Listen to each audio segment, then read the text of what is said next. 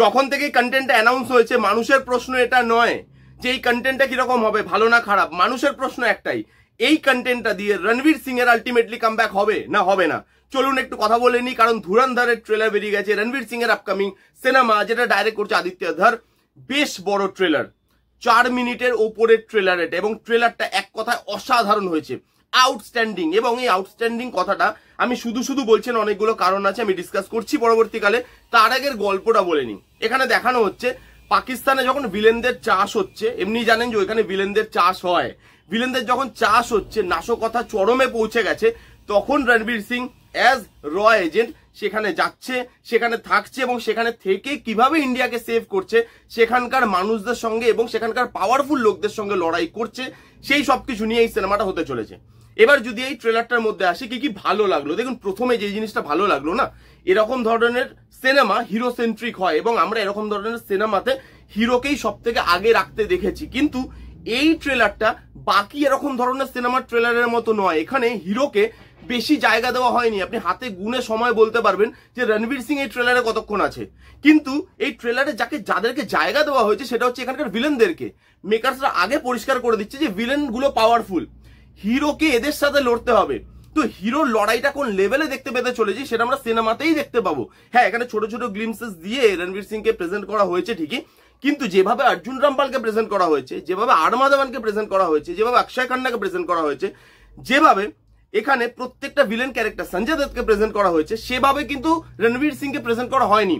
তার হিরোইজমটা আমরা সিনেমা হলে গিয়েই দেখতে পাবো। ভিলেনরা কতটা খতরনাক, কতটা পাওয়ারফুল, কাদের সঙ্গে লড়তে হবে, সেই জিনিসটাই ট্রেলারে এস্টাবলিশ করা হয়েছে এবং সেই জিনিসটা আমার খুব ভালো লেগেছে। অর্জুন রামপালকে একদম প্রথমে যখন ট্রেলারটা শুরু হয়, অর্জুন রামপালকে কতটা জায়গা দিয়েছে দেখুন। তার ট্রেলারটা বোঝা যাচ্ছে, একটা মানুষকে সারা শরীরে ওই হুক ফুটিয়েছে। তারপরে অক্ষয় খান্না সে মানুষের মাথা থেতলে দিচ্ছে, তারপরে বলছে যে শয়তান আর জিন যখন একসাথে করেছিল, তারপরে 9 মাস বাদে যে বাচ্চাটা এসেছিল সেটা হচ্ছে সঞ্জয় দত্ত। তার প্রেজেন্টেশন দেখুন, রণবীর সিংকে সেখানে কম জায়গা দেওয়া হয়েছে এবং ট্রেলারটা খুব আলাদাভাবে ডিজাইন করা। BGM outstanding, look and feel খুব ভালো। যে জায়গাগুলোতে অ্যাকশন সিকোয়েন্স দেখানো হচ্ছে, যেভাবে বড় স্কেলে সিনেমাটা শুট করা, যেভাবে action sequence hand to hand fight থেকে শুরু করে ভায়োলেন্স দেখানো হচ্ছে, সেটা খুব ভালো। ভাই, আমরা ভায়োলেন্স ইন্ডিয়ান সিনেমাতে অনেক দেখে ফেলেছি। অ্যানিমেল বলুন, বিভিন্ন ধরনের সিনেমা, সেই সিনেমাগুলোতে মার্কো ফার্কো আপনি বলুন, সেই সিনেমাগুলোতে অলরেডি ভায়োলেন্স আমরা দেখে ফেলেছি। এইবার এখানে ভায়োলেন্স কিন্তু আলাদা লেভেলে যেতে চলেছে। এই ভায়োলেন্সটা দেখে আপনার ভেতরে গা ঘিনঘিন করে উঠবে। আপনার মনে হয় ভাই এটা কি ধরনের জিনিস দেখাচ্ছে। এখানে এত সুন্দর ভিজুয়াল, এত সুন্দর বিজিএম, যেভাবে বিজিএমটা লাস্টে গিয়ে সুন্দরভাবে এন্ড হয়, সেটা বেশ ভালো। ট্রেলারটার কাটিং ভালো হয়েছে। গল্প বোঝা যাচ্ছে না, একদমই বোঝা যাচ্ছে না যে কি মিশন, মানে এটা অ্যাকচুয়ালি ট্রু ইনসিডেন্টের উপরে বেস। তো কি মিশন, কি করতে যাচ্ছে, কিভাবে সেখান থেকে বেরোচ্ছে, সেগুলো কিচ্ছু বোঝা যাচ্ছে না। জাস্ট ক্যারেক্টারগুলো, যেহেতু অনেকগুলো ক্যারেক্টার আছে, তাদেরকে জায়গা দেওয়া হয়েছে, তাদের খফটাকে দেখানো হয়েছে, হিরোর হিরোইজমটা দেখানো হয়েছে। বাট একটুখানি রণবীর সিংকে আউটস্ট্যান্ডিং লাগছে দেখতে। বাইকে করে যখন যাচ্ছে, রোমান্টিক যখন জায়গাগুলো আসছে, সেখানে যেরকম মানে রণবীর সিং ভালো, ঠিক সেরকম অ্যাকশন সিকোয়েন্সেও রণবীর সিংকে দারুণ লাগছে। তার লুক, বড় বড় চুল, দাড়ি আউটস্ট্যান্ডিং লাগছে। এবং রণবীর সিং ভালো অ্যাক্টর, তার টাইম খারাপ যাচ্ছে, অবভিয়াসলি আমরা জানি যে সে ব্যাক টু ব্যাক ফ্লপ দিয়েছে, তার সিনেমা চলছে না, কিন্তু তার এটা কামব্যাক হলেও হতে পারে, কারণ রণবীর সিংকে ভালো লাগছে দেখতে। এবার কিভাবে তাকে প্রেজেন্ট করে সেটা দেখার। এখানে প্রত্যেকটা জিনিস যেভাবে ট্রেলারটা এডিট করা হয়েছে, খুব ক্রিস্প, খুব সলিড করা হয়েছে। 4 মিনিটের ওপরের ট্রেলার, তবুও খালি অ্যাকশন দিয়ে, বিজিএম দিয়ে। আমি এটাই বারবার বলি যে আপনি যখন একটা অ্যাকশন মুভির ট্রেলার বানাচ্ছেন বা থ্রিলার মুভির ট্রেলার বানাচ্ছেন, তাহলে আপনি বিজিএম দিয়ে, অ্যাকশন দিয়ে সেই জিনিসটাকে বড় করুন না। বড় করলে অসুবিধা নেই, কিন্তু দেখতে যাতে এঙ্গেজিং লাগে, এমন না মনে হয় যে প্রচুর গল্প রিভিল করে দিল। এখানে সাবজেক্টটা ভালো। এই ধরনের সিনেমা দেখার অডিয়েন্স কিন্তু আছে এবং এরকম ধরনের সিনেমা বক্স অফিসে সাকসেস দেয়, এটা আমরা জানি। তো সেই জিনিসটা যেভাবে করছে সেটা ভালো। আদিত্য ধর খুব ভালো ডাইরেক্টর, উড়ির মতো সিনেমা বানিয়ে এসছে, তার কাছে এক্সপিরিয়েন্স আছে যে এরকম ধরনের সিনেমা কিভাবে পুল অফ করতে হয়, কিভাবে হিরোকে প্রেজেন্ট করতে হয়। মানে হিরোকে হিরোইজমটা না দেখিয়ে তার কাজের মধ্যে যাতে লোক ফিল করতে পারে হি ইজ আ হিরো। আমি এরকম দেখালাম না প্রচুর স্লো মোশন শট, প্রচুর এরকম জিনিসপত্র, যে হিরোকে আমি বিল্ড আপ দিচ্ছি না, হিরোর কাজ বিল্ড আপ করে দেবে হিরোকে, যে হিরো এটা তার সিনেমা, এখানে আমি তাকেই দেখাচ্ছি। বাকি এখানে যারা ভিলেন আছে তাদেরকে খুব ভালো, কাস্টিং ভালো ভাই। আর মাধবন, অক্ষয় খান্না, সঞ্জয় দত্ত, অর্জুন রামপাল, এত বড় কাস্টিং, তার সঙ্গে রণবীর সিং, বড় কাস্টিং, সবাই ভালো পারফর্মার, প্রত্যেককে ভালো লাগছে দেখতে। এরকম ধরনের সিনেমা ডায়লগের উপর খুব মানে বড়ভাবে নির্ভর করে। এখানে যেভাবে দেখানো হচ্ছে সঞ্জয় দত্ত যেখানে বলছে मैं मारने से पहले तुमको रणवा बना दूंगा, সঞ্জয় দত্তের ডায়লগটা একদম আউটস্ট্যান্ডিং। তারপরে এখানে যেভাবে আর মাধবনের ক্যারেক্টারটা বলছে कि अगर कोई हिंदुस्तान की बुराई सोचे तो सपने में भी हम बैठे नजर आए, ऐसा होना चाहिए कि এরকম ধরনের ডায়লগ আর মাধবন বলছে। আর মাধবনের লুক, প্রস্থেটিক মেকআপ সবকিছু টু দা পয়েন্ট, একদম ভালো।